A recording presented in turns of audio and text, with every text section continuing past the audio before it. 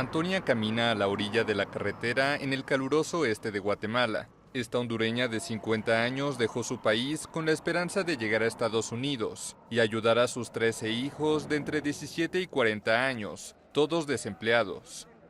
El motivo mío es de ganar pistillo para mandarles allá a ellos, ¿verdad? Para que compren comida y bueno, sí, tranquilo, porque el Señor me ha dado la fuerza hasta aquí. Yo no me siento cansada, quemada del sol sí, pero el Señor me lo va a recompensar, ¿verdad? Antonia forma parte de una caravana con unos 1.500 migrantes hondureños que huyen de la violencia y pobreza en su país. Allá no hay nada, allá hay comida pero cara, no hay dinero para comprar, no, ni trabajo tampoco. Yo tengo hijos pero en la casa pasan porque no hay trabajo. El contingente sigue el camino de una primera caravana que inició el recorrido el 13 de octubre.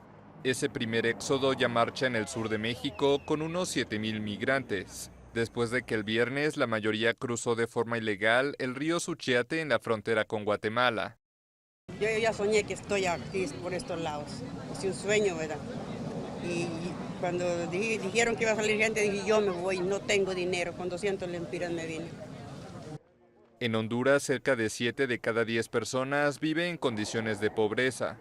Además, la nación centroamericana registra una tasa de 43 homicidios por cada 100.000 habitantes, según el Observatorio de la Violencia de la Universidad Nacional de ese país. Antonia se aferra a su fe y confía en que Dios le abrirá las puertas de Estados Unidos y a una vida mejor.